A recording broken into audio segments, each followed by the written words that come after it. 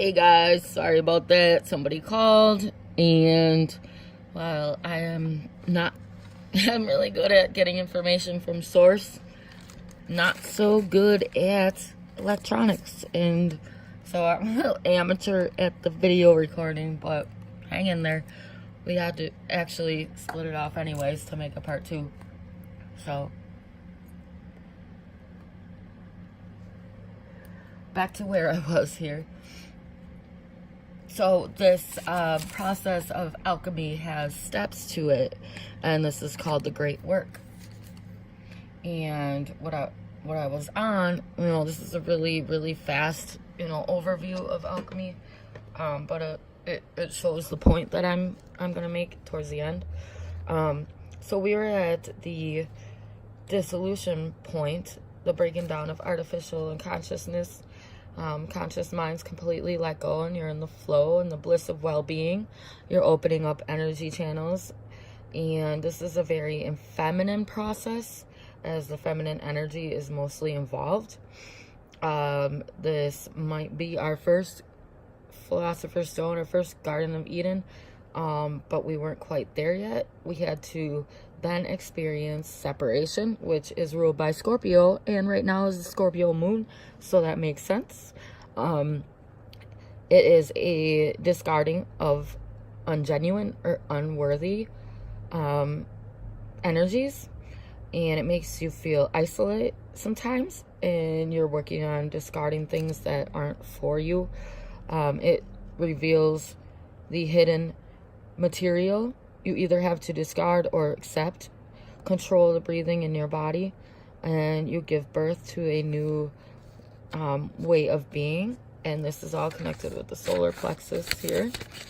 Then we go into conjunction, which is the union of masculine and feminine, and clearly being able to discern and how to be enlightened. And this is a sign of transformation. You learn how to master your environment, as life is created from life. Then you go into fermentation, which is a 2-step process. New life arises from this separation. So first, the masculine and feminine must separate, which is a 3D plane of existence, that learning plane of existence. We had separated ourselves from our true masculine and feminine energies. And out of that pain, from that process, comes spiritual power from above. It enlightens. It is about death and rebirth. And out of the blackness comes a yellow ferment, the peacock's tail. It includes intense prayer, deep meditation, inspiration from above, your chi rising. It's the basis of revolution, the basis of religion, and it is the balsam of the soul. But then we're not done yet. We must go into distillation, and it's an agitation of the higher forces to make sure the alchemist is ready. So it's a breaking down of even more of your physical world to make sure that your light is ready to become pure, to realize that there is a higher love and a power from the divine force.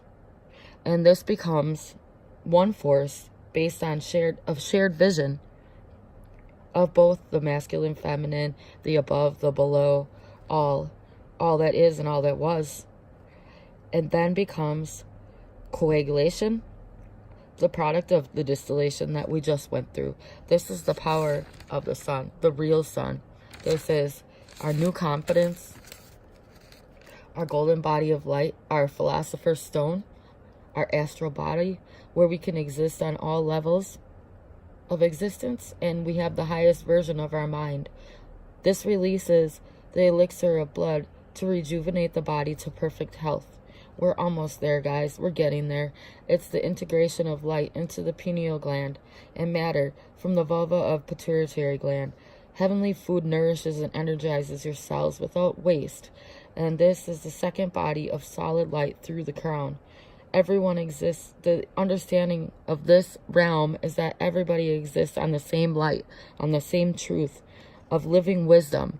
So the light beauties and the light forces that are here listening to my channel, this is where we are at, where everyone exists on the same truth. Everyone is getting what I'm saying, and they're understanding. Anybody who has come to my channel is understanding this living truth, this higher power. This is a return to the Garden of Eden, but this time we are more in tune with our mind. See, we were there before, 3 steps ago, but we weren't fully in tune with our mind or our masculine power. So we had to drop back and we had to go through more work. And the great work combines the masculine and the feminine energy. And it transcends duality of spirit. It is the Philosopher's Stone. It's enlightenment, opposing masculine and feminine brought together, where we truly accept our God and Goddess forms. Now, we are subject to pressure as to reduce certain parts of our soul, so things must be pressurized in order to release, and to rise, you must fall and experience the new growth. This is all part of the process. We clear away old, we produce the new. And out of the old purification, the new comes. Many sources of learning, we get all we can. And we've been through that. And there is a light show of many colors. And the light show of many colors, I believe, is the light workers of many, many different cultures. That's the light show of many colors. So all my light worker beauties that are coming together with me right now are creating this light show for me of many colors, for sure. And we learn to discern, but not be completely blind. We have self-control after we are purified. And we have spiritual knowledge is valuable. It must be a part of our practice from here on out.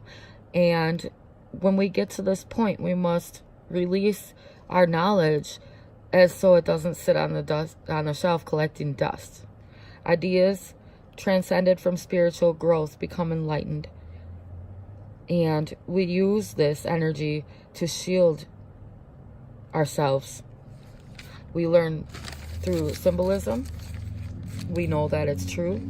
And we know that it's true through the synchronization of our theta brainwaves. So one light worker to another, we help each other to realize we're on the right path. And one can be understood by understanding the other. We matter. We are not matter. We matter. So this, out of this becomes our truly enlightened form. And alchemy fits in very well with Adam and Eve in the whole process. And Adam and Eve show us where we're at in the process. When they first reached the Garden of Eden, they were still back in the distillation phase, and they needed to rise and move forward because they were kind of stuck in too much of they weren't balanced yet. They were stuck in too much of the feminine energy. They were very innocent and naive, and they did not know that there is a lower energy out there of which they were not ready to fully be creator gods until they learned about this evil, the knowledge of good and evil. They had to literally God had to throw them into it in order to experience it, in order to transcend it, in order to know it, and to know how to discern which one they wanted to choose. And for this, I'm going to take part 3 out of this, and I am going to speak of Eve and Adam and our amazing father and our amazing mother, the amazing feminine and the amazing masculine. So hang in there for part 3. And I'll be right back.